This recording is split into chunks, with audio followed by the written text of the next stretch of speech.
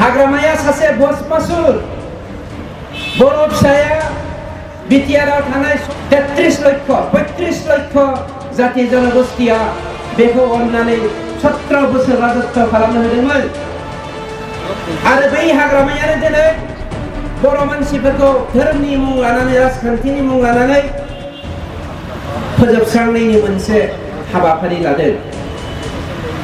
दिनैनि दिनाव रायजोनि आशीर्बाद मोननानैसो हाग्रामाया सिनायथि जानाय। बै रायजोफ्रा दिनै हाग्रामानि बेरेखायै जुदि गसंनांगौब्ला आं बुंनो नागिरदों क'क्राझार टाउननि गलिनि सेंग्रायाबो सानसे समाव हाग्रामाखौ साइड होनाय नङा। सत्संगी कृष्णगुरु बायदि बायदि खोन्दोआव राननानै बोखावफ्लेजोबनानै हारिखौ फोजोबनो थाखाय लामा लादों।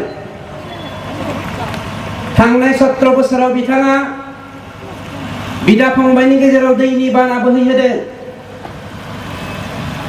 अनसुलि बिमानि गोरबोनिफ्राय गावनि फिसाखौ बा बिमानि फिसाखौ लाना थांनानै बिमाखौ दुखुथिया खालामदों। हाजार हाजार बर' बिमाया हाग्रामानि सरकारनि समाव मलेस्टेड जादों। गावनि पलिटिकेल स्वार्थनि थाखाय बियो बर' हारिखौ बोखावफ्लेजोबनानै फोजोबनायनि थांखि लादोंमोन। दिनैबो बिथाङा मानबगिरि प्रमद बर' बिथांखौ बिटिसि सरकाराव इन्डिजिनियास बर' हारिखौ ख्रिस्टियान जाजाबहोनो नागिरदों होननानै कमप्लेन हैदों आरो बुंबावदों सरकारनि आसनिफोरखौ ख्रिस्टियान धोरोमाव हाबोब्ला होनाय जागोन होननानै आरो जायफ्रा बे आसनिफोरखौ एक्सेप्ट खालामाखै जर जबस्ति ख्रिस्टियान धोरोमाव सोनानै गिर्जा लुदों होननानै जोंनि सरकारनि एगेन्स्टै सोरनिबा आथिङाव हमैनानै बिथाङा हारिखौ फानहैदों। आं मोनसेल' बाथ्रा बुंनो नागिरदों हाग्रामानि बै समनि नङा बियो सोरखौबा सिगिसग' खालामनानै गादियाव जिरायनो हारिखौ बोखावफ्लेबावनानै हारिखौ फोजोबस्रांनो। धोरोमा मा? धोरोमा जादों मोनसे बेसाद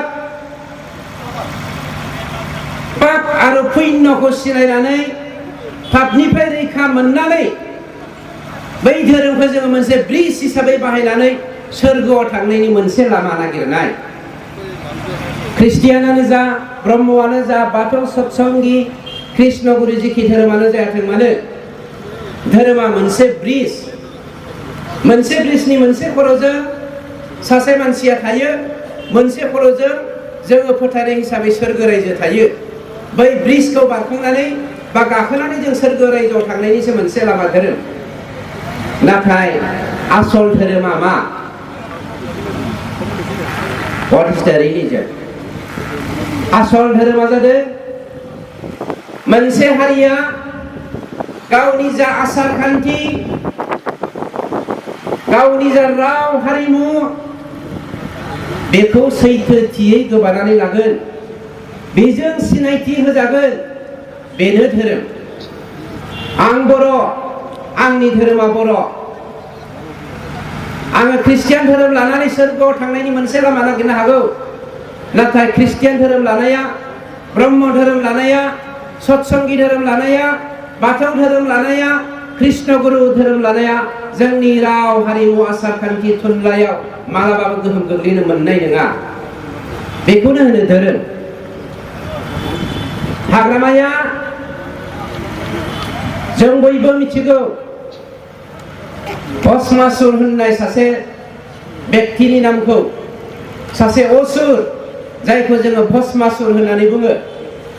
बे असुरा मुलुगनि बयनिख्रुइबो देरसिन राजा जानायनि थांखिजों, गोहोगोरा सुबुं जानायनि थांखिजों बाथौ बोराइखौ एबा शिबखौ जेब्लायबो बियो अध्ययन खालामोमोन, ध्यान खालामोमोन, बियो सिबियोमोन।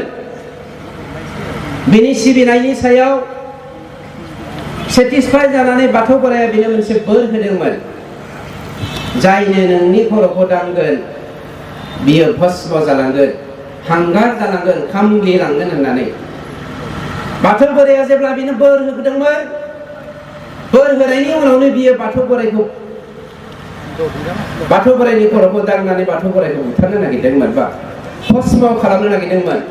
हाग्रामाया सासे भस्मासुर बर' फिसाया बिटिआरआव थानाय 33 लक्ष जाति जनगोष्ठीया बेखौ अननानै 17 बोसोर राजत्व खालामनो होदोंमोन आरो बै हाग्रामायानो दिनै बर' मानसिफोरखौ धोरोमनि मुं लानानै राजखान्थिनि मुं लानानै फोजोबस्रांनायनि मोनसे हाबाफारि लादों।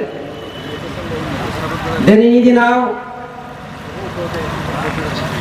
रायजोनि आशीर्बाद मोननानैसो हाग्रामाया सिनायथि जानाय।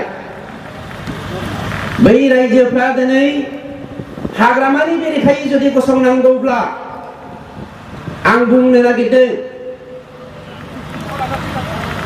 क'क्राझार टाउननि गलिनि सैमायाबो सानसे समाव हाग्रामाखौ साइड होनाय नङा। जेखियानो जायाथों दिनैनि बे लेन्ड मेलानि गेजेरजों जोङो रायजो राजाफोरखौ सांग्रां खालामनो नागिरदों। মানুহে কয় বিটিসি থকা সকলো জাতি জনগোষ্ঠী আমাৰ ইয়াত 23টা কমিউনিটি আছে তাৰে ভিতৰত কেইটামান কমিউনিটি আমাৰ ট্ৰাইবেল সকল আছে। বহুতে কয় বিটিসি অঞ্চলত অনা ট্ৰাইবেল সকলক মাটিৰ অধিকাৰৰ পৰা বঞ্চিত কৰি ৰাখিছে। আমি আজি প্ৰমাণ দেখুৱাবলৈ গৈ আছো সঁচাকৈ আমাৰ মানুহে মাটিৰ অধিকাৰৰ পৰা বঞ্চিত হ'বলৈ গৈছেনে?